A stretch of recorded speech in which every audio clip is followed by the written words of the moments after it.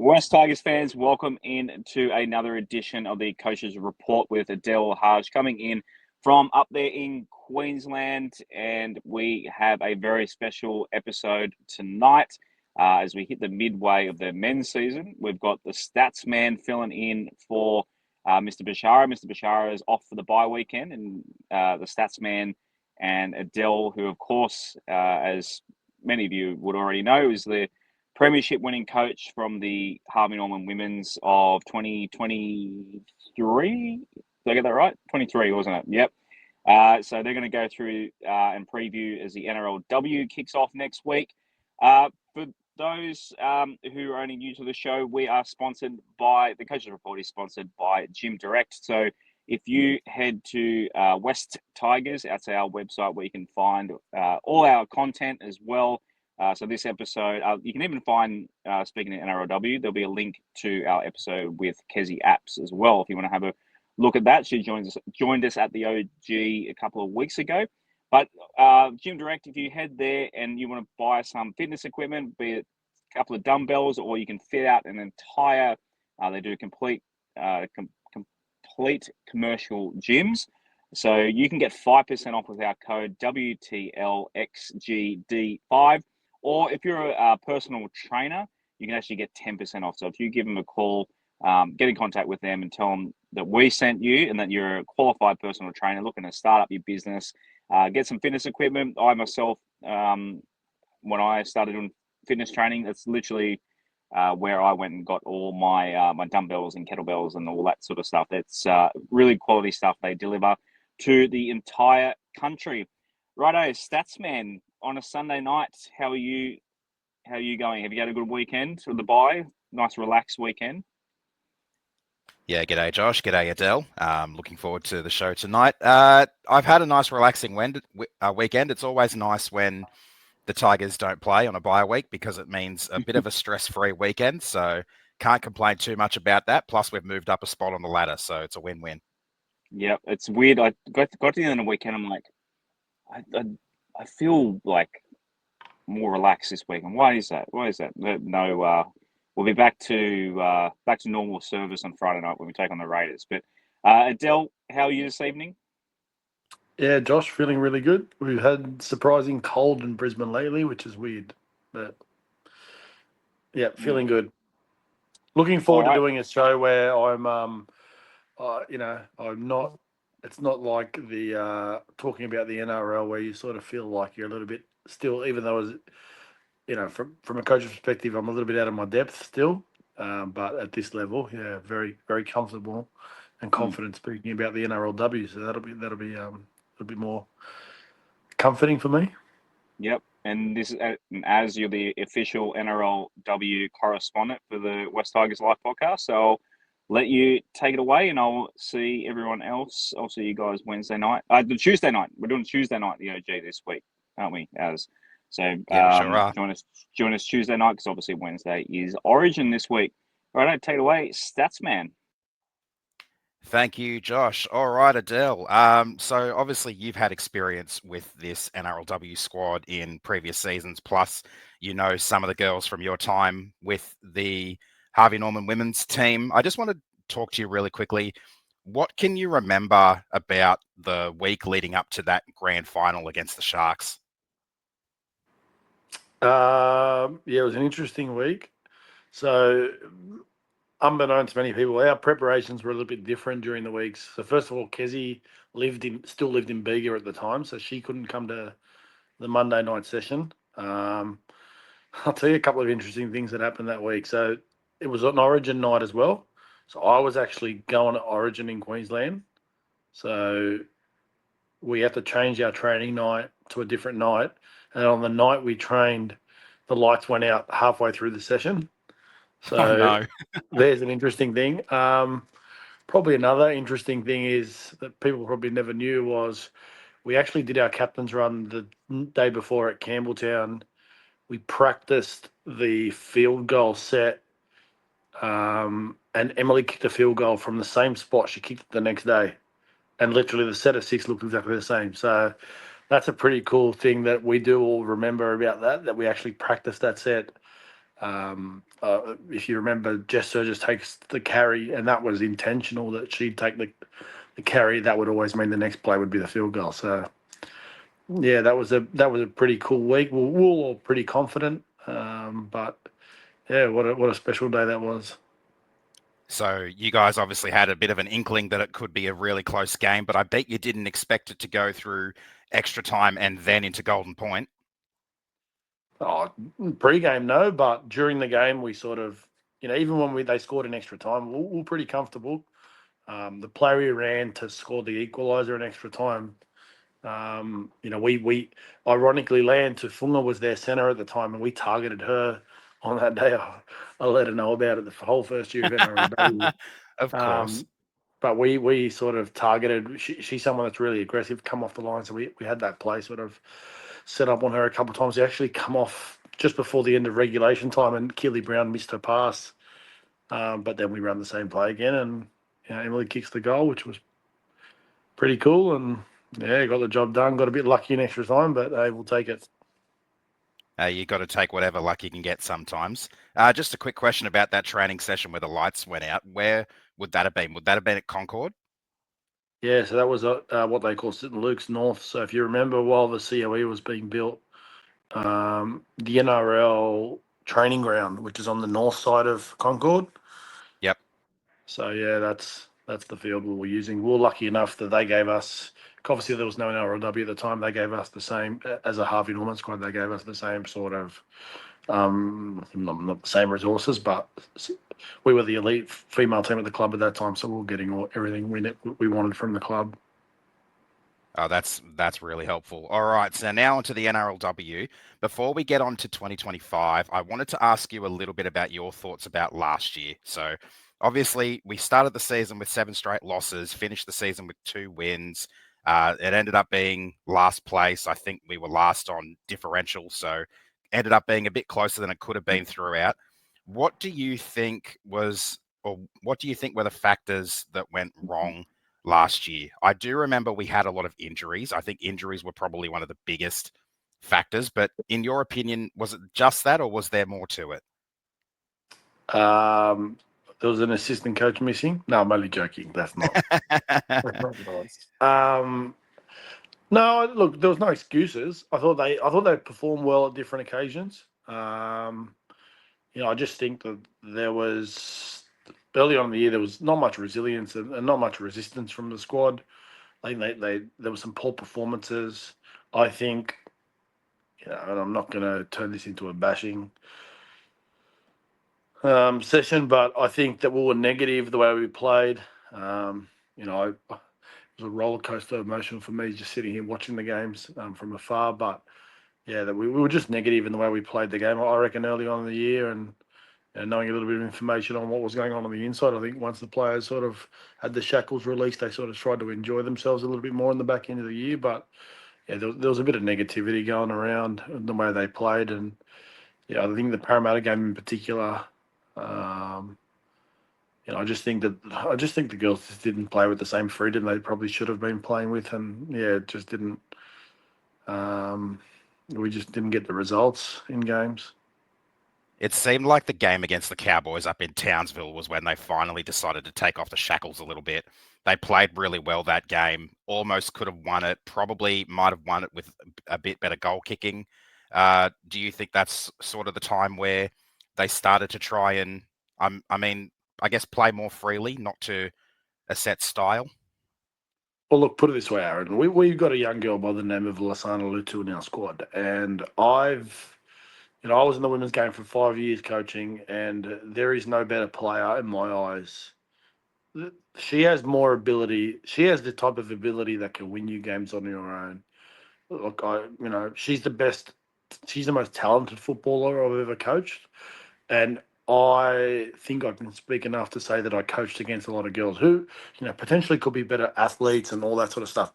But no one can do the things she can do as a footballer from a female perspective. And to me, that game, she sort of just went, well, it's time for me to take control, which I don't think she had. And there was other reasons for that. But yeah, I think the responsibility needs to be given to her. moving forward. But yeah, I don't think she was restricted with what she can and can't do.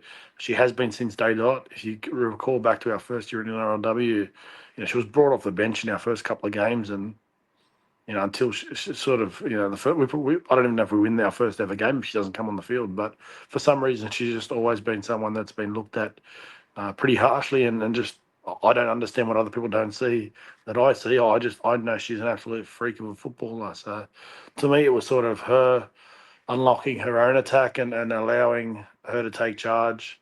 Sort of made a bit of a difference for us.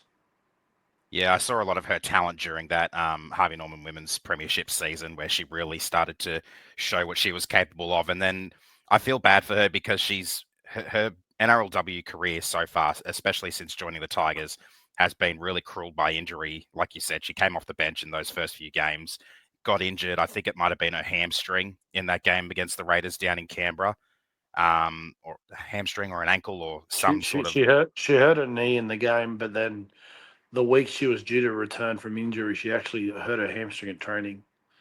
Okay, Uh, I thought there but was a the hamstring in thing, there somewhere. yeah, the thing that was hard for her is, the year we won Harvey Norman, she was 18 years old. She's still a kid, is a baby. So she's just still growing into her body. But yeah, look, she's a remarkable. Like I'm not exaggerating, Aaron, when I tell you that there's young. Her ability is unbelievable, unbelievable. I'm really looking forward to seeing more of what she's capable of this season. I think she's one of Let's the hope you players get I've it. got the biggest radar on. So hopefully she has a healthy season. And one more question about last year. So we obviously lost Kezi to the MCL injury against the Roosters up in Gosford. If she doesn't cop that injury, do you think we win maybe a few more games? Do you think we're missing her leadership and everything else that she brings to a team out there? No, because I think she's a really good leader. Her ability to lead sort of, it's not just so much. To be fair, she probably is a better leader off the field than she is on the field. I don't necessarily think it's what she does on the field is where her leadership excels. It's probably more what she does off the field. So I don't think necessarily that made a difference. Obviously, her footballing ability as an edge back rower would have made an impact, but she's not someone that affects the scoreboard as someone who plays in the spine, I guess you can call it, too much. So, yeah, from a leadership perspective, I don't think we would have missed that because she's someone that rides the emotions off the field as well when she's not playing. So she would have still been doing her job and leading the girls off the field and being that support network for them. So I don't necessarily think that would have made a difference, to be honest.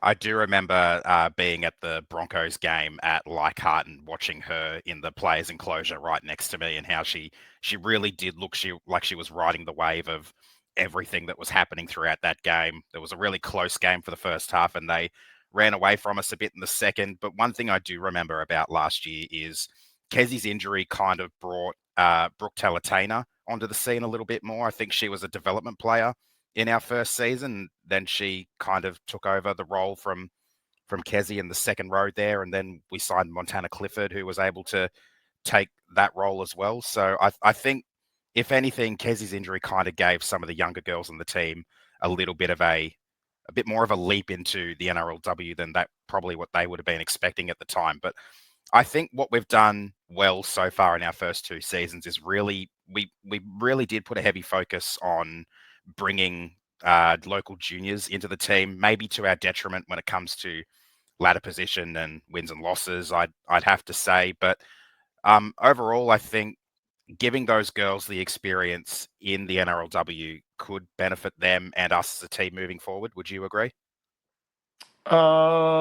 Which girls are you talking about? Oh, so like Brooke. Hang on, I can bring up the. No, well, it's interesting you say that. None of the girls that were our local. Brooke wasn't a local junior. We signed her Oh, from she the wasn't. Roosters. No, we Okay. signed her from the Roosters that year. Yeah, to be fair, mate, none of our local juniors are there. The only local juniors we've got at the moment are, and let me just go to it. I think Amaime Tuale, and Tiana Lee Thorne probably be the only two we've technically still got. And Lasana would be the other one. So they're the only three we've got that are our juniors still. So Okay. yeah, you know, I don't know how much you want me to open up on all this, but yeah, I think we've done a really poor job, to be honest, with how we've gone about the development of some of our players, and sort of, you talk about that Harvey Norman Premiership team and the platform that should have set for us, but unfortunately it didn't, and we've only got, I think this year in the squad we might only have two or three who played on the grand final that day. Would have been Lasana, Kezi, and Christian. I think would be only three. So yeah, it's sort of been a real big change of the roster since year one.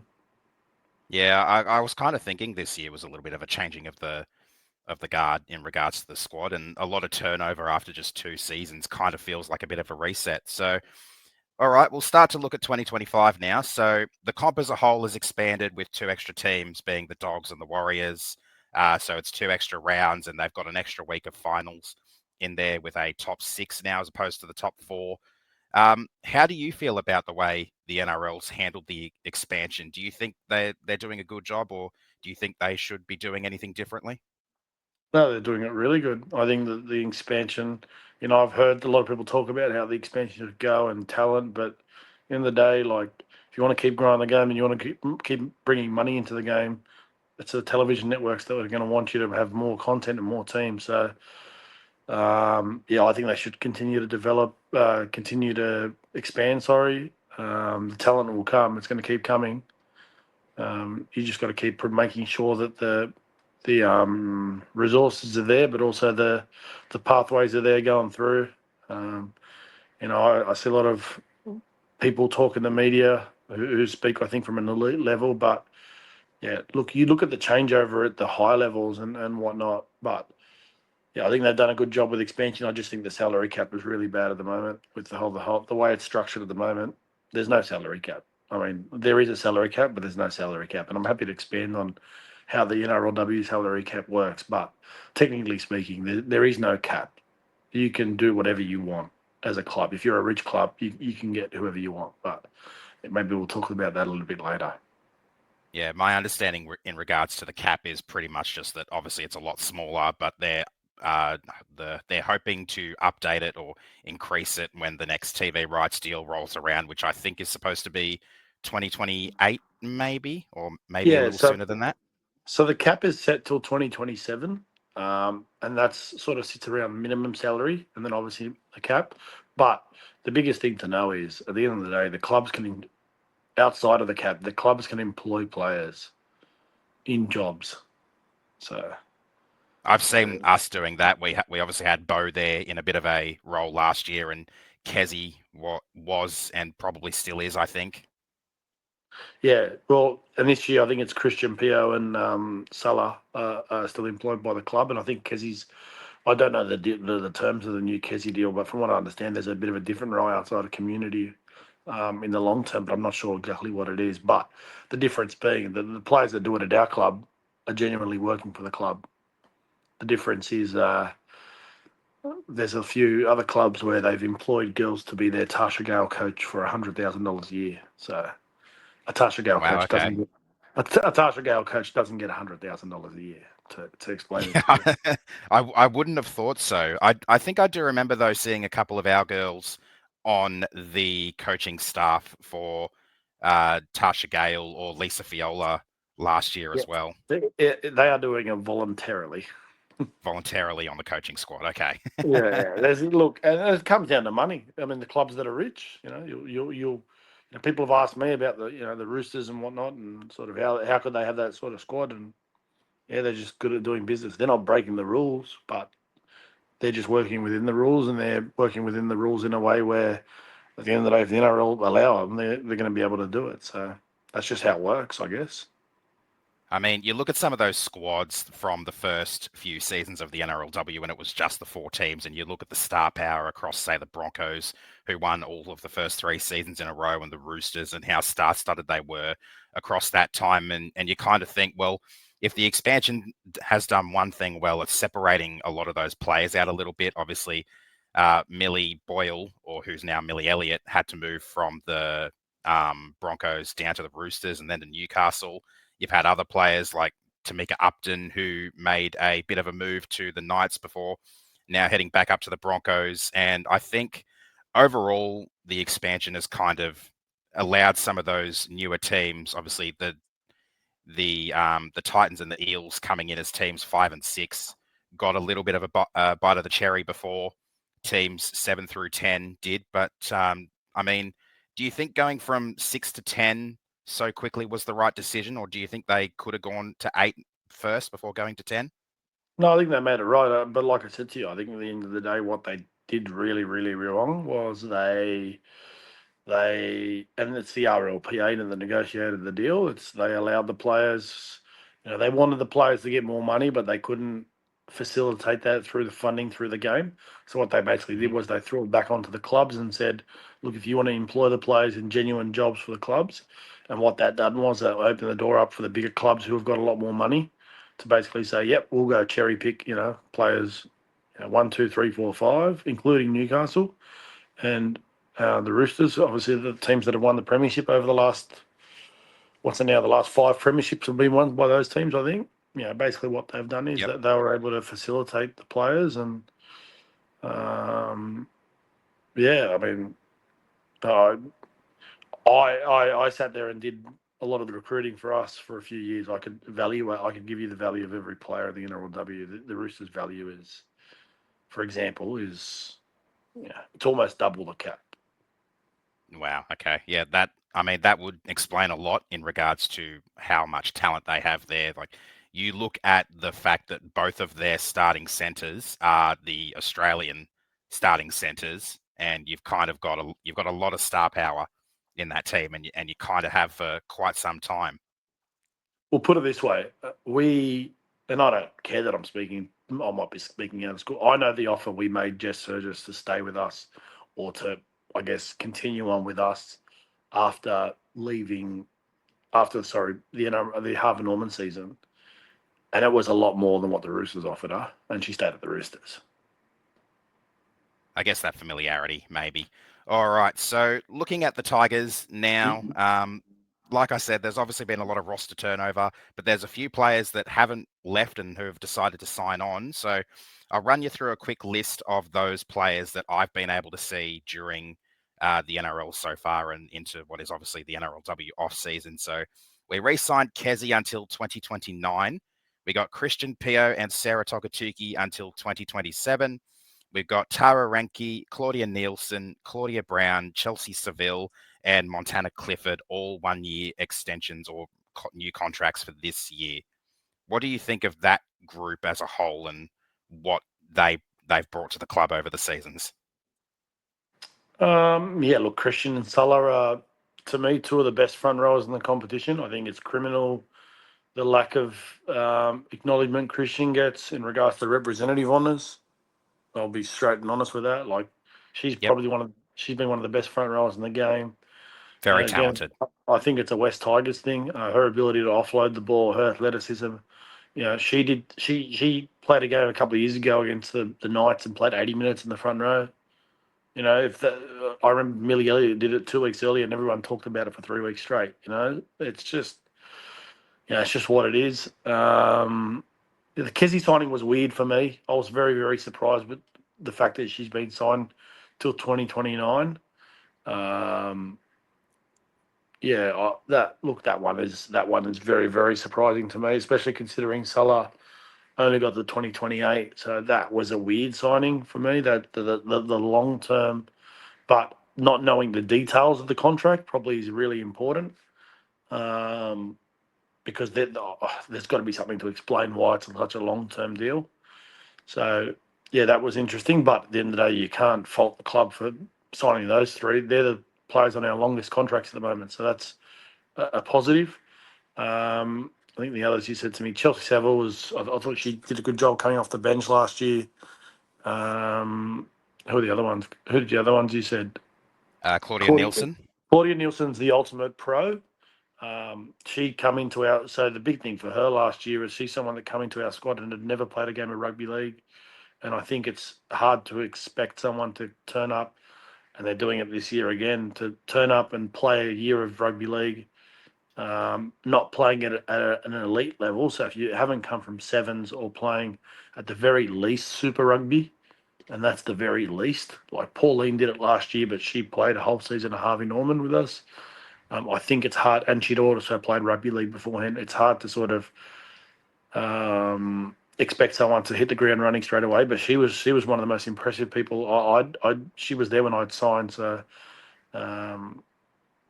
yeah, she's impressive. Claudia Brown is someone I had last year coaching. She's a very, very talented player. Surprised she didn't get more games last year. I'd be surprised if she's not a part of the 17 every week. Give me the other names that you said. Tara Renke. Yeah, look, I didn't think Tara was someone that when I was there that we got approached a couple of times for signing her. We didn't sign her, and yeah, the club decided to, and obviously extended this year. But yeah. And lastly, it was Montana Clifford who came in as the injury replacement for Kezi Yeah, mid-season. very good defensive player, isn't she? She's got a really good tackle. She was technique. great. She's a your decent back rower. I think she's a really good player to have as a part of your squad. But defensively, she's really good with her one-on-one defense. Potentially, she's someone that could potentially play in the middle as well, and just work and toil away in the middle of the field. So she was a astute mid-season signing for the club. I can tell you that was done by recruitment of our assistant coach, Tiana Scanlon, was the one responsible for that one. Would have been a very good pickup, obviously not playing any footy since they call it the BMD Premiership up there for the girls in the Queensland Cup side of things, which would have Correct, been where she last played. Yep. Yep. So just back on Kezi, so she'll be 38 by the time her contract ends. How do you think her body's going to hold up between now and then? Because I think that's probably been one of the most debated things on the social media since the announcement. Yeah, look, I'm surprised. I'm going to be straight and honest with you. Like, I don't understand why it's such a long-term deal. Again, not trying to speak too much out of school, but I know the contract Kezi was on previously. Mm-hmm. So I think the concern for me is if you're signing someone that long-term to play as a back rower, which I might give you a bit of a scoop. I don't think she's going to play in the back row this year, but Interesting. You want to make sure there's someone that's going to affect winning and losing football games with having their hands on the football a lot, and that could potentially be why I think there might be a change of position this year for her. But it's an interesting one. I wouldn't have. All due respect, Kezzy and I have a respectable relationship. I don't think I would have given her the 5 years or the 4 extra years on top of this year that she's got from the club, but that's a club decision, and that's a club decision they're going to have to live with, I guess.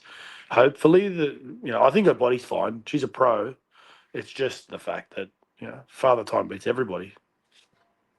Yeah, and you obviously can't play NRL for your entire life, and you do have to give it up at some point. But I don't know, there must be something there that really enticed her to signing on for that long. Potentially, there's a role off field after the contract ends, which I kind of hope, because I think for a lot of young players coming through, obviously with the increase in the Tasha Gale comp and the Lisa Fiola comp, how you've got those lower grades now, having someone like Kezi at your club for those girls who are coming through, even after her career ends, I think that can only be a good thing moving forward. Yeah, again, I can't, without knowing the information, it's hard to understand it. But the other thing I do know is Kezi. I can't see Kezi being in the city all this time. Like, she's a country girl. I know she likes to get back to Bega as much as she can. So yeah, I don't know how that's going to work. I don't know whether there is an off-field role. I'm not sure, mate. I couldn't help you. All I can tell you is if I was in the position from a club perspective as a coach, there is no way with how the cap works and how you'd want to rebuild the squad that you could justify there being a 5-year deal or a 4-year deal on top of this year. But again, the club's made that decision, and what we all hope is it's the right decision in the end. And just one last thing on Kezi, she's obviously a few days ago been announced as the sole captain with Batil Vetti Welsh gone. Do you think that's the obvious choice? I do. Yeah, absolutely. Yeah, I don't think that was ever a thing. I think I think that was a no-brainer, to be honest. I'm not Yeah, sure. I don't think if they announced their vice captain, but yeah, I think Kezi. I would. I think Christian Pear captained us for a game a couple of years ago when Kezi and Bo were outside, so she'd be the vice captain. do you think And she's very, Sarah Tokachuki has leadership credentials there? she's naturally a leader, but I think she's someone that, because she's not on the field as much as some of the other girls sometimes, I think that potentially that's probably a reason that they might not go with Salah. But yeah, like I said, I know Christian captained the game a couple of years ago. I met Christian Harvey Norman captain in 23, and she was fantastic. So I think she'd be the perfect vice captain. Quick little story from me as well. One of my favorite things about Sarah that I now know is how friendly and personable she is with all her fans. I remember the open training session we had at Campbelltown in the first season for the inaugural members. I went down there to watch that session. I missed the first part of it because of traffic and an accident and everything like that. But afterwards, all the girls came around signing the posters with all of their photos and everything. But then afterwards, Sarah, I think, kind of had the idea to bring us all out onto the field for a group photo. And she got us into the huddle for the little tiger roar thing that the girls did before and after their training sessions, which I thought was really neat. Yeah, no, she's one of the good ones. Sort of sent her something the other week. She's obviously had a tough couple of weeks, but she's a great person. She's someone that epitomizes who we are as a club, and she doesn't matter what level she's playing at. She's always very, very humble in what she does. She just talks a lot. That's the only problem I has. She just talks too much. Are Like, there just any other talks girls in the squad from your time at the club who you just thought were absolute nuisances who talk too much? um, yeah, they're not there anymore. To be fair, a lot of them. I imagine Ebony Pryor might have been one of them. Ebony Pryor and I had a very unique relationship. Let's just say that we were Okay. we were at each other a little bit, but that's what made her what she was, because she was so small. She had to be a little bit more. Yeah, she couldn't just be someone that just copped it. She had to be able to give it back and Yeah, whatnot. a little bit. Yeah. All right, so I'm going to run you through the list of new signings that I've seen that we've made. We don't have to discuss all these players because there's quite a few of them. But if there's anything you can tell me that you know about any of these players, feel Well, free. just go. What you can do is just go one by one. I'll give you a little bit of a spill on all of them if you want. Okay, yeah, that's too easy. So Jatea Faifua. Yeah, so she's a bit of an undersized outside back. She's been a couple of clubs.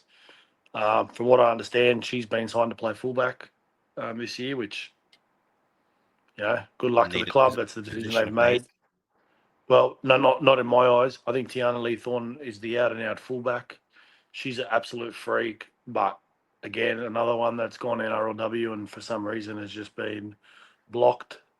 Um, some of the things she was able to do at Tasha Gale in her first year as a younger age Tasha Gale player in a team that couldn't win a game, she was outstanding. And then the second year, basically scored like 5 tries in 2 games and then hurt a hammy. But for some reason, it's just not being given the chance and it's not being considered as a fullback. So that's a club decision that they've made. I'm a little bit angry with that one, but it is what it is. But yeah, Jataya's always been an impact player. She's played a whole heap of different positions. But yeah, she's been signed to play fullback, so we'll sort of see how she goes. Okay. Do you think Tiana kind of finds herself on the wing then, most likely, if Jatea's been signed for fullback? Not sure. We've got a whole heap of wingers, so I'm not sure, to be honest. There's no centres in our squad, so that's going to be the interesting Yeah, one. But that's the important part. yeah. All right, next. I don't know, to be honest, is the answer. They've also signed a young girl, and you might speak about her in a sec, but they've also signed a young girl called Caitlin Turnbull, who's a fullback naturally. Um, she's come from the Harvey Norman competition last year, which she did a really good job. But I think the tough part there was, and I think they may have missed a beat here, I'm not sure, is the Harvey Norman competition last year was a lot lower than what it previously was. So, I don't think you can take too much of that into consideration, but they've signed her. And from what I understand, she's a really quick, nippy outside back, but she's a fullback. So I'm not sure where she's going to go as well. But yeah. They've now made the Harvey Norman women's comp basically a reserve grade competition, Yeah. haven't they?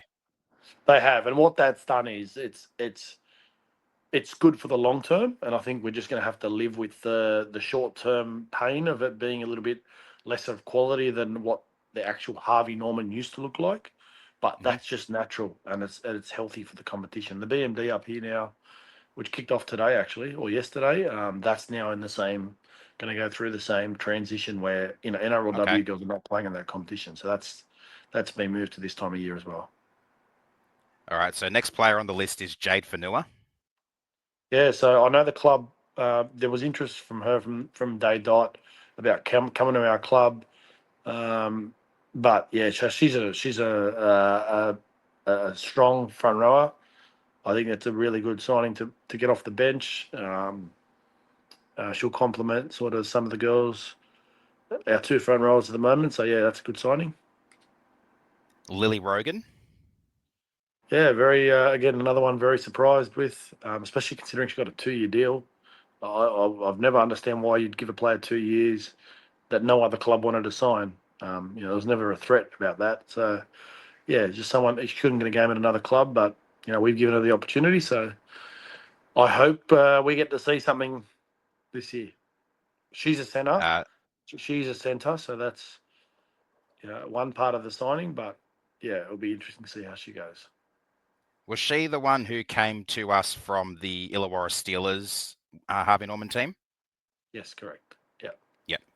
All right. So you mentioned Caitlin Turnbull. She was next on the list. Faith Monera. Yeah, so Faith's come from rugby union. I got the opportunity to actually, once I found out she signed for us, she was playing for the Queensland Reds. I went and had a look.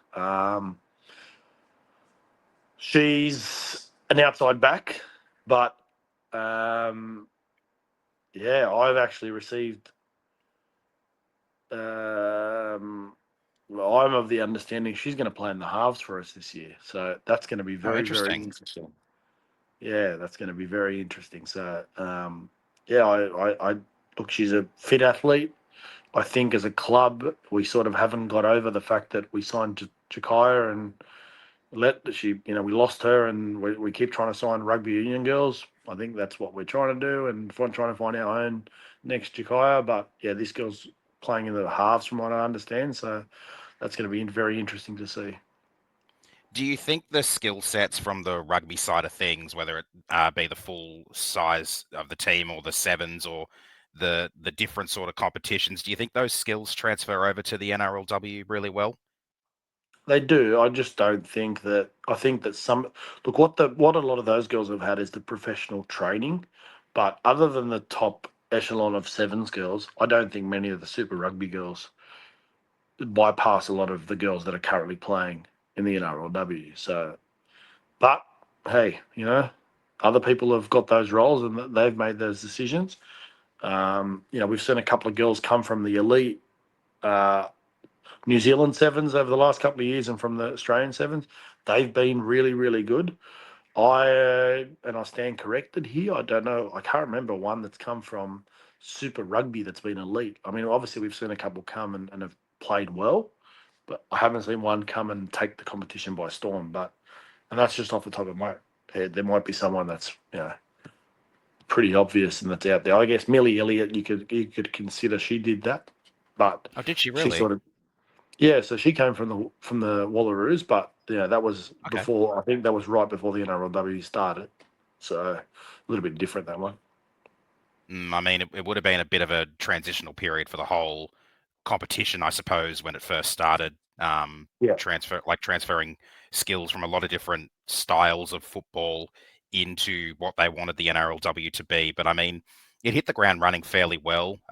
Wasn't as popular at first, but I think that was kind of to be expected.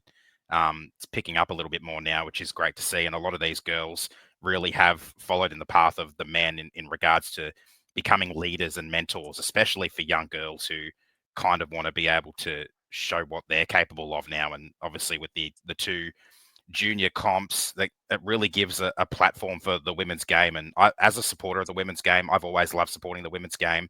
Even before the Tigers had an NRLW team, I was a massive fan of the NRLW. I was always disappointed it was so short, considering it was just the 3 weeks and the grand final, which all took place during the men's finals. So like those first 4 seasons or whatever being just 9 games for the season was a little bit of a disappointment for me. But I guess you've got to start small. Yeah, no, I think, as I said, yeah, I think the NRL from what they did at the start to now has been a good job. So, yeah, I fell into it accidentally, and yeah, I enjoyed my time. If it was up to me, I'd probably still be there. But, sorry, I said that the wrong way. I would have loved to have still been there in different circumstances, but it was time to move on. Understandable. All right. So next on the list, we've got a couple of experienced campaigners and I guess rep players in Pihuka, Berryman, Duff. Yeah, so she played for Samoa. Again, another one that was a late signing. I think she might find herself as a dummy half this year. Just looking at the squad, she's a half, but I think she's probably someone that they might look to play at hooker. A lot of this is just me sort of having a look at what I'm seeing and where she's played and what she's done before. Again, depth signing was signed later on. Didn't really have a contract anywhere else, so we picked her up late. Hopefully we get to see some good stuff out of her. But yeah. Then the other experienced campaigner is Emily Bass, who was the Gold Coast Titans' top try scorer last year, I believe. Oh, I don't know about last year. Would have been last year. Might have been a couple of years ago. Maybe. Yeah. Again, another one that and obviously she played Origin, so that's a big thing. But what I do know about Queensland is that they have no depth in the outside back. So last year they actually played a girl that didn't even play a game of NRLW as a winger. So another one that's come to the club but has not played it, didn't have a contract, and nobody wanted to sign her. Signed in the last week before pre-season, if my memory serves me correct. Didn't have Pre-season a. started around the same time as the Origin period, did it? Yeah, I think she signed the week before, from what I understand. So again, didn't have a contract. And found herself with us. So yeah, didn't. I don't think it was last year as the top scorer because I don't think she played many games, to be honest. Okay. But yeah, Maybe Twitter lied to me. Look, you could be right. I'm just going off my memory. I don't recall her playing many games. I think JB Chapman might have been their top try scorer as well. She scored a whole heap of tries last year. But yeah, look, she could potentially be playing centre. I don't know who else they're going to really play there. So my theory is potentially they've signed her to play centre. I know she had some rugby union experience previously, a bit more experience in the NRLW. So potentially that's all I can think of. Which to me, like automatically, you sort of sit there and you going from Lay and Rick to, with all due respect to potentially Emily Bass and Lily Brogan. I think that's a bit of concern for us. Yeah, I mean, those are two absolutely massive losses in those two girls who are our centres for the first 2 seasons. Obviously, Leanne, I associated her style of game with power, while Rakia, on the other hand, was just pure outright speed. Yeah, I can't believe we allowed Lay to leave. I think that we should have gone a little bit more, making sure she didn't leave. I think we might talk about it later and the girls we've lost this year, but Yep. we've lost two of our. I think Nevada and Lay leaving are two of the biggest absolute criminal bloody losses. I can't believe they both left the club. But yeah, not much you can do about that. And Rick, look, I can't speak highly enough of Rick. A woman that's pregnant with 2 kids, still turning up the training, still being a leader at the moment. Super impressive. She's another one that I don't know how she hasn't had rep honours. Some of the girls, like I don't mean anything with disrespect, but some of the girls that get picked for teams, and depending on what club they play for, it's just it's disgraceful the fact that they get look-ins over some of the girls in our squads. But hey, it's what it is.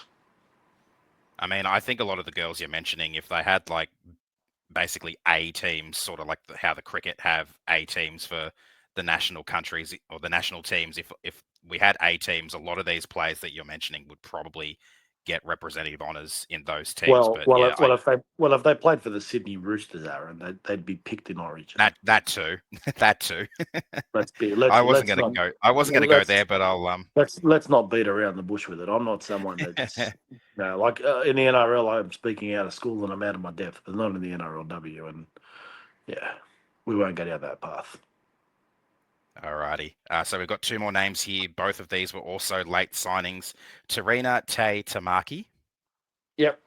So she's come from New Zealand Rugby.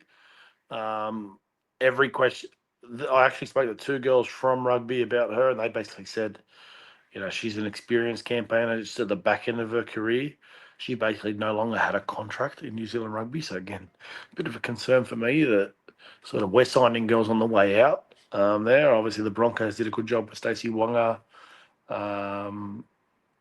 Michaela Blyde has signed for the Warriors. These are girls still in their prime. We're signing girls sort of on the way, on the down. But look, it's very hard to judge until you actually watch them play a game of rugby league. I don't know where she's going to play as well.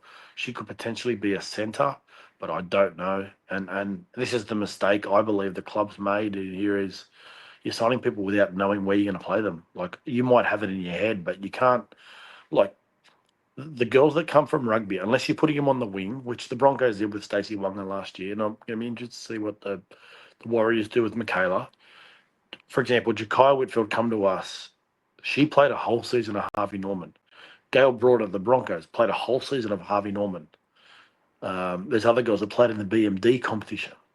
To think these girls are just going to walk into the NRLW tomorrow and have an impact is reckless. In my opinion, it's really reckless. And they're doing it. So good luck. And, all of us who are currently fans, because I'm a fan at the moment, we got to sit there and watch them, and hopefully they have an impact for us. And then the last one, who I think falls in the same boat, is Jessica Reeves, whose signing was really only announced like a week and a half or so ago when the club released their final squad update. Yeah. So the club decided, Natasha Penatani wanted a release. I knew about this at the start of the year. So she wanted a release. She was looking for a release to go to the Titans. Her partner plays for the Titans. Mm-hmm. At the end of the day, you don't want to stop anyone from being happy. But, again, the club decided to let someone go and got nothing in return. It doesn't matter if it's the NRL or NRLW. We've let a player go to another club, and we got nothing in return. We've signed a player, and again, all due respect to Jessica Reeves, we signed a player that was in a BMD squad last week. Yep. That's the truth, mate. Like I looked into it, spoke to some people up here, and she's someone that I think she was with the Ipswich Jets. If that's Ipswich or Wynnum, one of those two. She was with them. She was going to play in the BMD competition. So we got nothing in return. We let the player go and got nothing in return. So, habits die hard at this club, it seems. Mate, I'm a little bit different with the NRLW. Like, obviously, I've been a Tigers fan all my life, but the NRLW is something that really hits the heartstrings for me. And watching what's going on at the moment, it's really tough, but not much we can do. I mean, with the involvement you've had basically since the inception of the Tigers team, obviously being around the Harvey Norman women's team, were you with the Harvey Norman women's team since the Tigers were first brought into that one? And do you remember when that was? No, I came in the second year, basically in COVID. I moved across from a club we won't speak about, who I've been talking a bit of trash about for the last little bit. But that was obviously in the boys program. That was from the boys program. But yeah, no, they had a pretty good first year. They made the finals in their first year, and then basically every year after that, they pretty much made the finals. And we were always sort of a mid-table team until we made a mid-season change, and your mate took over. No, I'm only joking. I'm just being an idiot. But yeah, no, look, the clubs, the women's program is really important to me. a lot of people sort of sat there and looked at me last year, and I'd watch a game and it was an emotional roller coaster. And they're sort of sitting there going to me, "You're not there anymore." And I said, "It doesn't matter, There's a lot of people, especially the players, and this year it's not as much because there's not that many that I know, but I still know quite a bit of them. Very sad, like when Brooke did her knee. That was very upsetting for me. But yeah. All right. So that is all of the new signings I could find. We've got some development players. So correct me if I'm wrong, but There is a player that you haven't. There is a couple of players that are contracted you haven't mentioned. okay. So Harmony Crichton obviously is coming back from her ACL. Yep. So from what I understand, round 6. But she's another one that I hope the club is going to be patient with her and want to keep her. If they don't, she's just going to go to the Bulldogs. But I know what we're going to see from that girl grow as she gets better and better. She is a clone of her brother. There's no way to put this. Defensively, football wise, IQ wise, personality wise, maybe not personality wise, but character wise, she's a clone of her brother. I And loved what we saw from Harmony last year. Yeah, look, she's a centre as well. She's not a winger. I debuted her on the wing. She's a centre, but she's still a baby. Her contract next year is a club option. So I'll be honest, mate. I don't think we're going to keep her, and I think she'll end up at the Dogs Because of the injuries, you think, or? Oh, I don't know. It doesn't matter, mate. Like when with kids, with young ones, we've seen them. Give the Roosters credit. Someone like Robert Toyer, they held on to him for a couple of years because they when you ID talent, you ID talent. If you're worried about injuries, well, you shouldn't be a part of rugby league. So there's her. The other one for me that I will speak of because nobody probably knows who she is Amaima Etuali, who nobody knows of. But to me, she's a mini Salah, and she's another one that's only got one more year. I know she won't re-sign. I actually think she'll stop playing rugby league because of how the last 12 months has gone with her at the club. She's an absolute beast of a player, but not favourably looked at the club at the moment. So it'll be interesting to see what happens with her moving forward. Always a shame when you see situations like that if a player isn't, I guess, in the eyes of the club in a way where a lot of other players are who are, I guess, She's in another sort of local similar positions. Yeah, she's another local. Oh, mate, I'll be honest. I think at the end of this year we'll have no local juniors besides Lucy, who's one of our development players. Yep. Which I'm sure you'll speak about in a second. I think we'll have We'll have no genuine local juniors. You said Lozana's a local junior too, didn't you? Sorry, I apologise, but well, I did, and that statement could still stand for itself. Okay, well, that's not something too particularly promising. All right, so I am going to talk about the development players now. So as you mentioned, there's Luciana Leataua, who I know has come through both of our Lisa Fiaola and Tasha Gale teams, and I think there's a lot of talent in that young girl as well. I'm excited to see what she can bring to the squad. Yeah, I would have had her in the top 24. She played Harvey Norman last year. She's a very, very talented young player. Again, local junior. I don't know how we're doing business at the moment. She's only signed for this year. I don't know whether I don't know what's going on contract wise with her, but after her Tasha Gale season as well, she was very good. She was a year young and was one of the captains of the squad. That sort of tells you what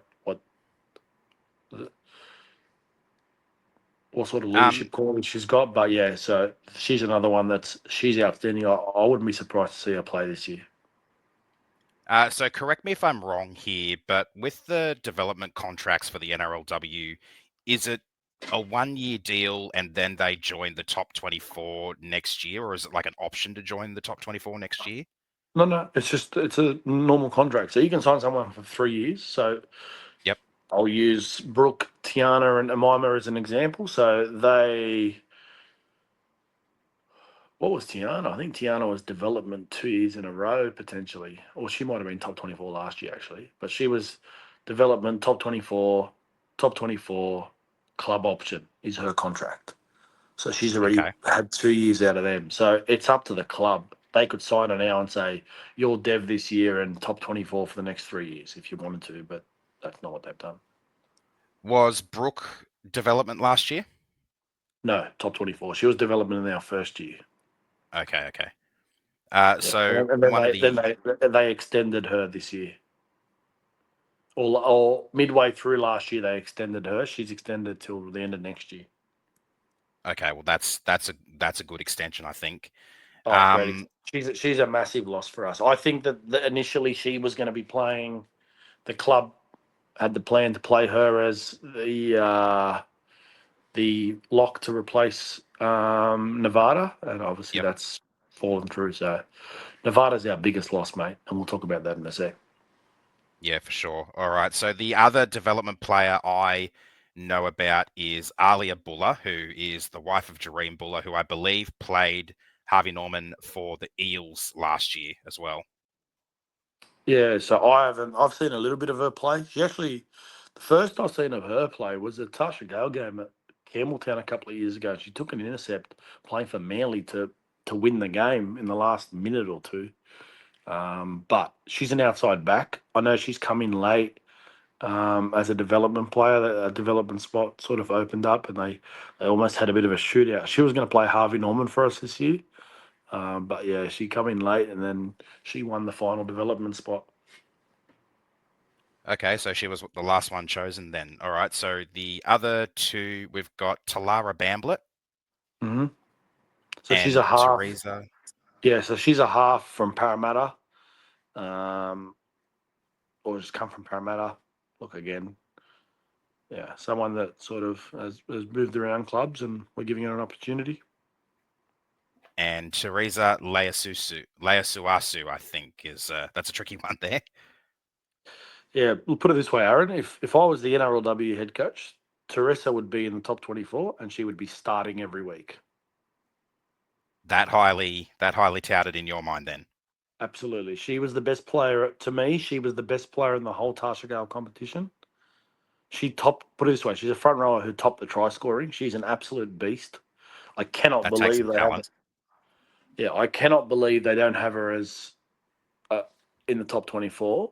And yeah, that is it's the fact that they signed Jessica Reeves this week and not just upgraded Teresa to me is absolute. It's ludicrous. And all I ask Tigers fans to do is go back and watch the Natasha Gale comp this year.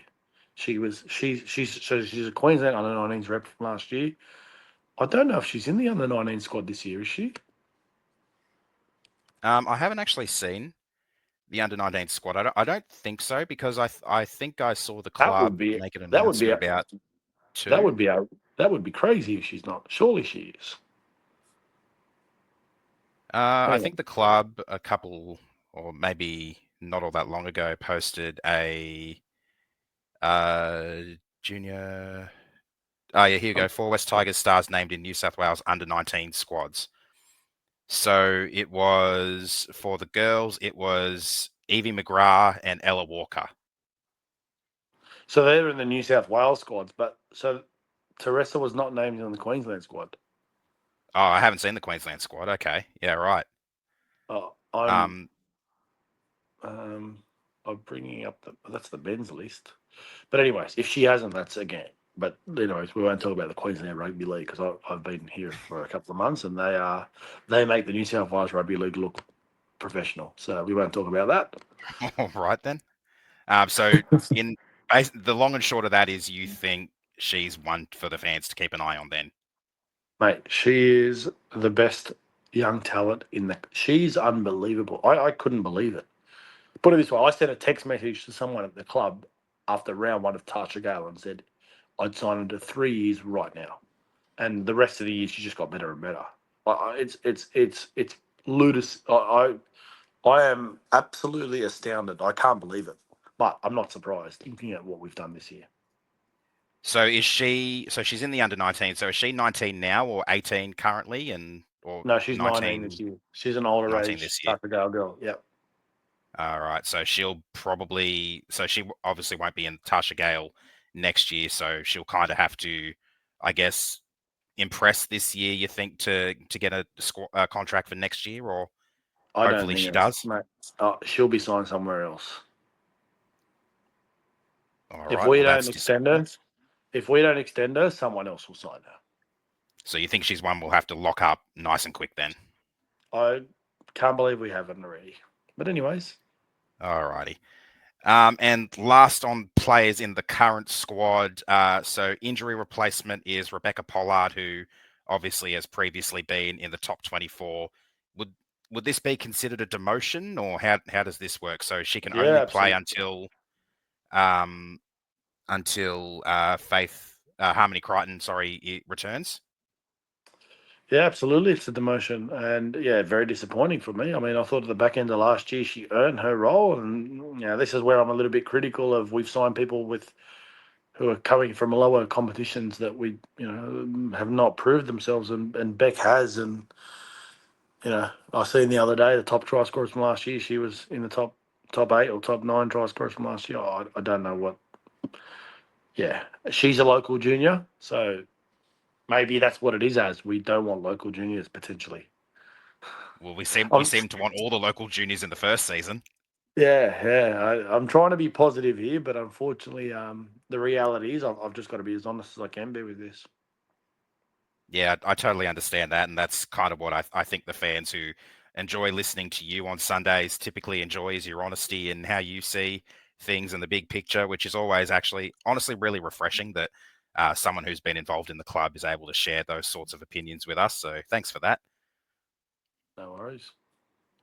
All right, so we've touched on it here and there throughout, but very briefly, let's take another look at some of our departing players from last year who are all pretty much big losses. So you've already touched on a few. So Nevada George, uh, Brooke Talatena, Rakia Horn.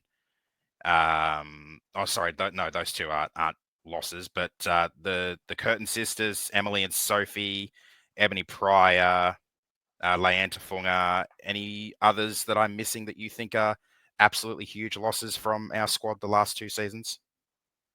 No, the huge losses I think you've already. I mean, the huge losses are, but Bo. I was actually speaking to Bo tonight. She played her first trial game tonight with the Knights. Bo, Um, obviously, I forgot to mention Bo. Yeah, so look, that was one that that was Bo's decision to leave the club, which I know the reasons for. But the club offered her a contract. Well, the club offered all the players contracts, but they decided to turn them down. Um, I think Bo's a loss. I still think Bo's a loss for us. But Lan and Nevada are massive losses. Oh, I don't think Nevada. Nevada's the import. They're going to have to play a new style of football for me with Nevada not being there because she basically was the third half that linked a lot of Yep. our attack. She was the sort of the engine from in regards to our forward pack. You could always rely on her to play the whole 70. And she's a massive loss. When I was coaching, she was the first player picked every week. So she's gone to the Cowboys and she's going to do a different role up there for them and whatnot. So, yeah, it is upsetting, mate. It does. For me, it's really hard. Like it's not easy to talk about, to be honest with you, because it's sort of you feel a little bit upset and you sort of can see the writing on the wall and what's about to happen this year, and you hope to be proven wrong. But there's mate some tough losses, some big losses in those girls. Yeah, for sure. I mean, when you look at how many girls we've lost and how many we've had to try and bring in from various walks of life, it does feel like we have the skeleton still basically of last year's team in some of the players who remain. Obviously, we've got the experienced core still of Christian, Kezi, and Sarah, but there's a lot of gaps to fill in a lot of different places. Obviously, need new halves. Well, one new half at the very least, because I'm hoping we see a lot more of Lozana, sorry, at half. A lot of the backs positions need to be filled as well. Well, Aaron, I'm going to a bit disappoint you. Lasana played a Harvey Norman trial yesterday, Okay. and I believe she's not going to play round one. Really? I believe she's not going to be selected to play round one. Wow. Okay. That's And that's put it me is through a bit of a loop. Yeah, mate. Yeah. I'm with you, and I'm actually saying this, hoping that someone sees it and actually wakes up to themselves, because if that's the case, mate, I can't believe it. I genuinely cannot believe it. And I haven't spoken to anyone from coaches or anything like that, but she played a Harvey Norman trial yesterday. There was only two people that played that. It was her and Amelia Murphy. There is that's played, from what I understand. I did get the information from someone from the opposition club. Actually, played 20 minutes and then was made to do con behind the try line. It almost is Lockie Galvin like in a sense of there's something there. I don't know what's going. I don't know what's going on, but Wow. yeah, All right. I'm astounded as you.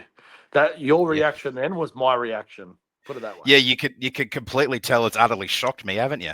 Oh, I was in shock. I got told last night, and yeah, it was actually from someone from the opposition team yesterday they were playing against, which is crazy.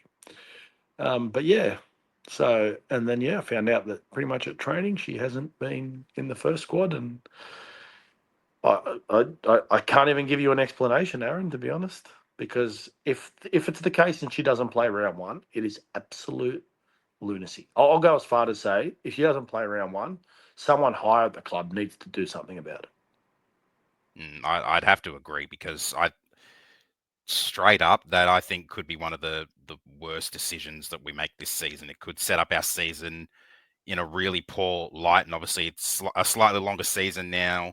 No matter how many wins or losses you have in the first, say, 4 weeks, the window for finals stays open a little bit longer than it did last year. Because once we got to, I think, 4 losses last year, we were pretty much out of the running. So and that was a 9-week competition. So for those last 5 weeks, we really didn't have anything to play for. But in a season like this, where you've got the two extra teams that qualify for the finals and the extra week of finals in there, the fact that a lot more games are going to have a lot more meaning at the very least until probably, say, the end of round 6, the end of round 7 will be when teams start to be mathematically eliminated if they're winless or 1 or maybe 2 wins by that point or whatever. So, I mean, you're To be talking honest with about you, things that mate, I don't care who they do or don't play.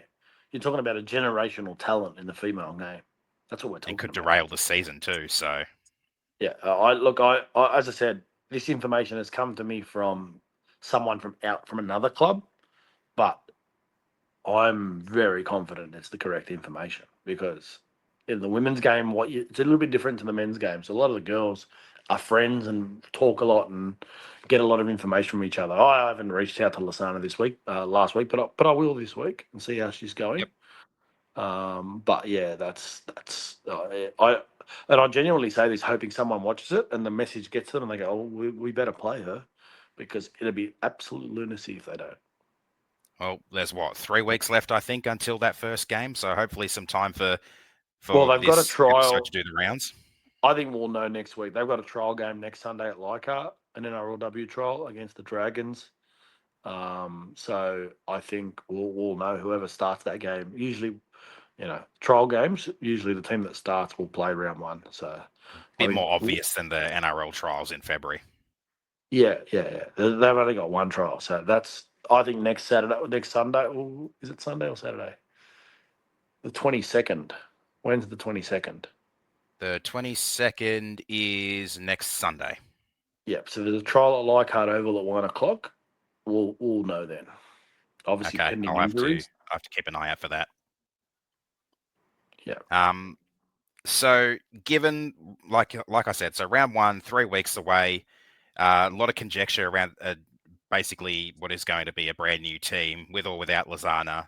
How do you think Noddy approaches this game from a coaching standpoint, because we have a very tough away trip up to Brisbane. They've got a lot of their core squad back together. They've obviously got Tamika back from the Knights. They've still got Ali Brigginshaw running the show. They've got Julia Robinson, who is probably one of the best wingers in the competition, plus a lot more stars up there. How do we go about this round one game, hoping we can come away with a result that doesn't completely derail our season from the start? I can't tell you what they're going to do. I can tell you what I would do. I'd attack this game full head on. You can't. No game at round one can't disrupt your season or derail your season. If you're a team that allows round one to derail your season, well, you probably don't belong in the competition. So, I'm attacking this game head on. I don't care who's in the team, in the other team. You talk about the Harvey Norman Grand Final. That day we had 3 girls who had played in NRLW prior. The Sharks had 11. Wow, They had that's a lot. 7. They had 7 Origin players. We had Jess and Kezi. So, in the NRLW for me, yes, talent is important, but at the end of the day, how you approach the game, how you take it head on, needs to be with confidence. You don't turn up there writing the game off. You've got to go there and go to win the game. If anything, you want to play a team at the start of the year, because the start of the year is when usually teams are at their most vulnerable. They haven't had much footy together. They come off of pre-season. Sometimes some teams have heavy loading in pre-season, so usually they start the year pretty slow. So that's what I'm doing. I'm going after the Broncos round one. I'm taking them head on. We're fighting fire with fire. We're playing big minutes for our good players. Like your Sullers and your Christians, you're punching out big minutes out of them, and you're looking to really take the game on. You're not trying to build a season. You're really you want to go to Brisbane and attack the game. So that's my theory around it. You want to go there to score points and go after them. And how do you think we go at trying to, if that is what we end up doing, how would we go, do you think, with this current team? Like, what do you think the focal points of our team and our attack should be? Well, mate, it's hard because the squad is not. The squad doesn't have the firepower to be able to, unfortunately, in my eyes. And I genuinely hope I'm wrong, but I sort of look at the back line and sort of, well, we've got 2 front rowers who are going to do an outstanding job for us all year. I think Jade Fanua is a really good signing. I think Amelia Murphy will play back row. She'll be a really good signing. I think Kezi will play lock. That's where I think she'll play. That's what you were alluding to with the position switch for Kezi. Well, I think she will, and I probably would do the same thing. Like, I don't think you could play. Potentially, you could play Berriman Duff there. She's someone that I think might be able to do the role, but I think they're going to go with Kezi. What most people don't know is when Kezi joined us to play Harvey Norman in the first year, she actually came across to play lock specifically. It was only midway through the year she got moved to back row because of a stubborn little coach over here. But yeah, she's played the role playing Harvey Norman for another club before and did it for a couple of games with us. But look, I think unless you've got to be at training to see, but potentially someone like Berriman Duff could do the role. I know Christian Pio can do the role. She's done it before, but I think because you've got Montana, you've got Amelia, who are 2 very good quality back rowers. The other one is Claudia Brown, who did it for me last year playing in the Tasha Gale comp. So she could be the other one who potentially plays lock, but I don't think. The information I've got, I don't think she's someone that's in that from that perspective. But yeah, that's it's got to be the fact that our middles, we've just got to somehow take them on through the middle and just bully them through the middle, which I don't know if we're going to be able to do, but I don't see enough firepower in our back line, especially if Bucky's not playing or Lasana's not playing. I don't know where our halves, I don't think, I know Evie McGrath played the last 2 games of last year, but if you want me to be brutally honest, I watched her the whole Tasha Gale season this year. The only time she played pretty well was when she played fullback. I think she's got a lot of a lot of development to go before she's there, but she's the chosen one at the moment. So she will be playing in the halves, from what I understand, with Manera. So that's going to be interesting. Okay. If Kezi does move to lock, do you think she'll still be able to play the full 80, the full 70, I should say, or will that detract from her ability to crank out a full game? No, she'll play 70. She'll play 70. Okay. I mean, she's very key to have on the field, I think, no matter what position she plays in. Yeah. No, I think not just from a leadership perspective. Kezi will be fine. Kezi can do the role. I don't think she does it. Nevada was a brilliant ball player, but yeah, I think Kezi will be fine. All right. So finally, before we wrap things up, I wanted to talk to you a little bit about all of our home games. So starting with Campbelltown, we've got both of the new expansion teams out there, in the Dogs in round 2 and the Warriors in round 11. So out of our home venues, the only one we don't have a win at yet is Campbelltown. Do you think we're going to be able to beat either of those teams out there to get our first win at Campbelltown, which has honestly been a bit of a graveyard for our men's side? I've only got great memories there, as I don't know what you're talking about. Of course, you've got great memories out there. I think Rob said he was out there that day as well, so he'd have great memories too. Yeah. Look, I don't think they'll beat the Bulldogs. Look, I hope they surprise us. Like, I really want them to come out and just, surprise everybody. Everything I've said today, I want it to be all wrong. The whole thing. Every bit of criticism, I want it to be all wrong, because I'm going to be sitting there, I'm going to be watching the game, and I'm going to be crying when they lose and over the moon when they win. But I think they'll struggle. I've seen the draw. I think their first opportunity for a win potentially could be against the Titans in round 3, because the Titans are a little bit, they talk about bad luck.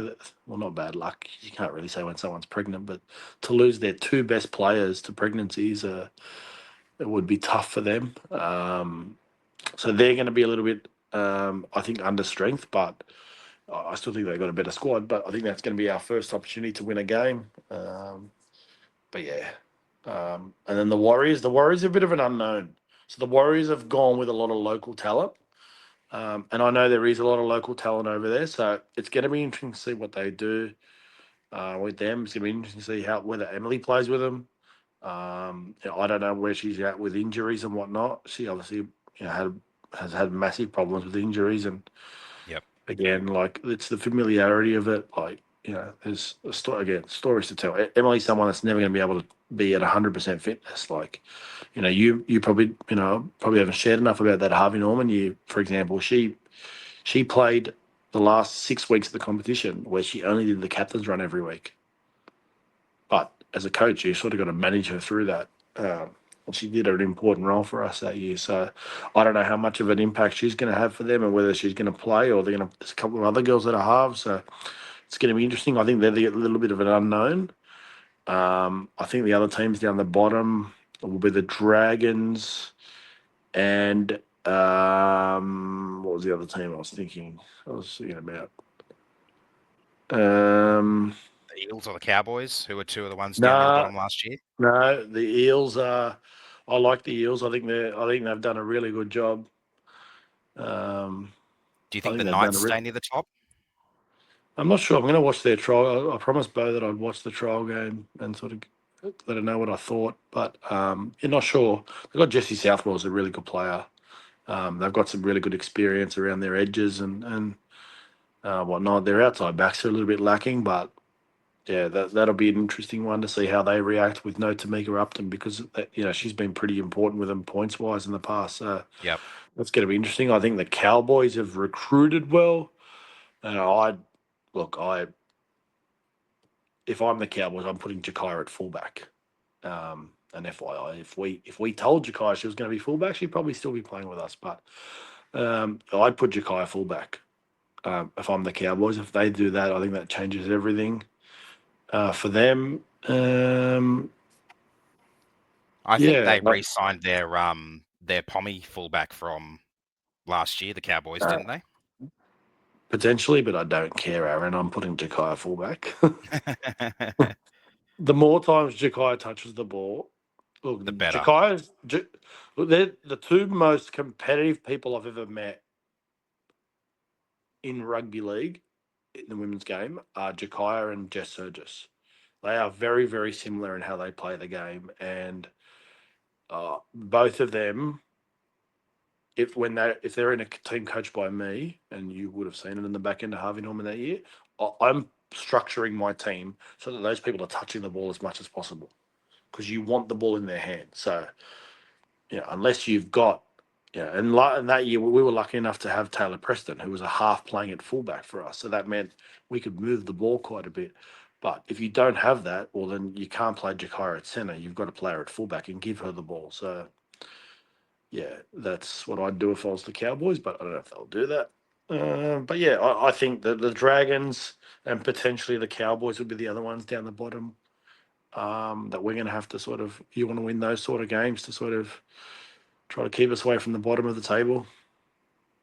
Yeah, well, you touched there on the other two Queensland teams, so the Titans and the Cowboys. Those are the two teams we play at Leichhardt in round 3 and round 8, respectively, and I believe those are both double headers with our men's matches against those two teams at Leichhardt. Yeah, that's going to be weird. I've never I seen that, and I'm so surprised because obviously it's not really about rugby league. I don't know what they're going to do with the sheds because there's no sheds. There's no second sheds there, so that's That gonna was be the a weird whole one. point of why last year we didn't have any home double headers, and I think that was one of my biggest gripes with the draw last year was that we hardly played a single double header with our men's team because of Yeah. all of the home venue issues and changing room issues. The only thing I could think of is they're going to bring in a portable change room at the back, potentially. It's the only thing I can think of. I'll tell you, one year we played after the NRL for Harvey Norman. Was it after or was it before? It might have been I think I remembered that. I think we might have played the Bulldogs Mounties. or Yes, Mounties. we did. It was We did. torrential No, rain that day. yes, we played Mounties and Harvey Norman. The NRL played the Bulldogs. We played them after. They actually set up a tent for both teams after outside in the car park for both teams to get changed in for the girls. Oh wow, And okay. there was no lights. You couldn't see. It Oh was, gosh. but look, the alternate was don't play with the NRL. So I think the Yep. girls appreciated it. They didn't really care. That was actually Lasana's debut game, and she was come on with about 15 to go and was outstanding as a 17-year-old at the time, actually. I stayed back for that game. I remember because I moved up to the top of the grandstand away from my members' seat since it was a little bit more of a free for all seating wise. Because after that game against the Dogs, the heavens just opened up and it was almost torrential downpour I do for remember that that. Harvey Norman women's game. Yeah, it was Yeah, wet. I do remember that. So we've got two other home games to talk about. You've also touched on the Dragons. We play them at Allianz Stadium in round 7, which acts as a double header with the men's game there against Manly. Mm-hmm. Yeah, so that'll be I think that's the weekend they have. Haven't we set like an Indigenous round for So us and Manly? there's a 2-week long Indigenous festival, I think it is, and because our men's team have the bye in the first week, it was one of our combat games that got moved to Allianz because it's us, the Rabbits, and the Roosters across 3 days, I think, hosting these Indigenous round games. Yeah. Look, mate. At the end of the day, usually and you've seen that last year at the back end of the competition. What you'll find is with the NRLW injuries, it's a very different ball game than the NRL because obviously there's only 24-man squads, 4 development players, but obviously you can have injury replacements as well. So usually a lot of what your roster looks like come midway through the year is going to dictate what results, are going to be at that time of year. And lastly, the NRLW inaugural Magic Round is happening in, I think it's round 5. And we've got a home game there against the Roosters. So probably one of the tougher teams we can play. But just like our men's team, the NRLW, we have a home game for Magic Round. Do you think this Magic Round idea for the NRLW is going to work, first of all? Yeah, I think so. They also did it They did it a couple of years ago when the NRLW expanded to 6 teams. They actually played 3 games on the one day in Newcastle. It was round 1. I actually remember going up there. Matty Studden kicked the field goal to win Parramatta the game. I remember And that. I think that was Para's first game. yeah, it was. And so yeah, I think it's a good idea. We're going to drive.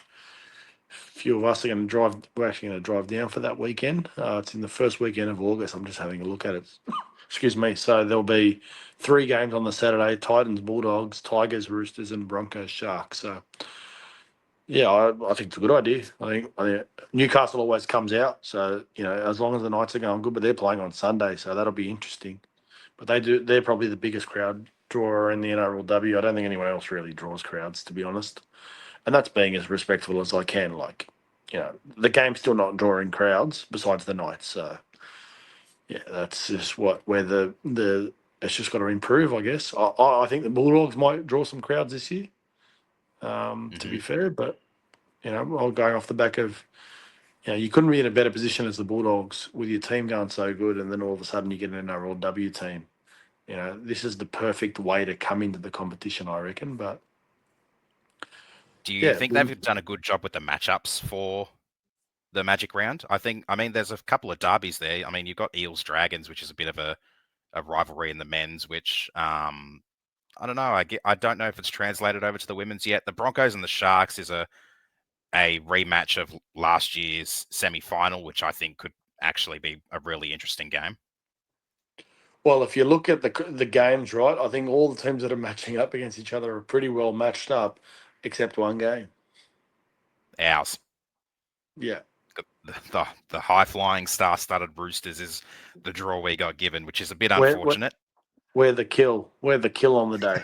Game number 3, and we're the easy kill. But in saying that, like if you look back at last year's time we played them at the Central Coast, we gave them a run for their money.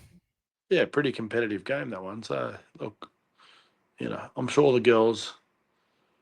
Look, the squad is not better than last year's squad. I'll say that. Like it's significantly lower than last year's squad. So yeah, I do worry about them, but you just hope that they find something in preseason. And lastly, overall, what do you think our chances are of giving this competition a bit of a shake-up this year? Wooden Spoon last year, hopefully a bit of a better prospect for the girls in 2025? No, unfortunately not. And I hope I'm wrong, mate. I genuinely do. Like I genuinely hope I'm wrong. But I spent so many years in this competition watching a lot of the players from a recruitment perspective, from in-house and abroad, and obviously a lot of the girls that are currently gone to clubs and have been upgraded were girls we watched through Tasha Gale and all those sort of competitions to sort of figure out who's who and whether we could recruit anybody, which we never did. But you don't want to know my criticism of the NRLW program, but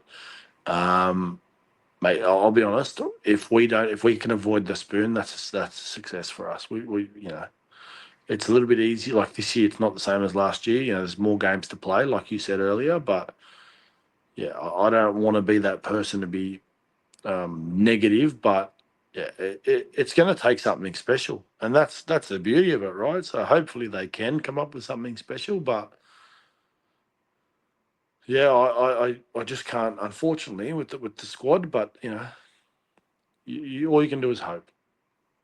Yeah, that's it. I mean, I'm not too sure what to expect out of this year. Like I've said before, we've had so much changeover in regards to the squad, like players departing, players unavailable, new players coming in. Obviously, a lot of new positions that we've talked about that need to be filled, and players who were really good for us over the last 2 seasons who need to be replaced. And for the most part, it seems like we haven't really signed the right caliber of players to join them from. Well, I'll go as far as saying this, Aaron, and this tells you everything you need to know. There is not one player we have signed this year that we were in a competition to sign with another club. Okay. So that tells you everything you need to know. There was not one player, and I'm going to stand corrected because I'm going to look over all the players again. Potentially Jataya Faifua, is the only. Oh, and Jade Fanua. Sorry, I do apologise. Are the only two, and Jade Jataya Fua is only. I'm presuming, I'm not 100% sure of. Are the only ones that we were fighting for another club for. And the other thing, I sort of look at this squad, and I don't know where we spend our salary cap. That's the other thing. So look, again, I don't know enough about information. I have said this though, Aaron. If the team needs me halfway through the year, I will do it for free. Easy. I think that'd be. I think a lot of our listeners would enjoy that too, especially For knowing free. that you've had some experience with the squad, and obviously your heart.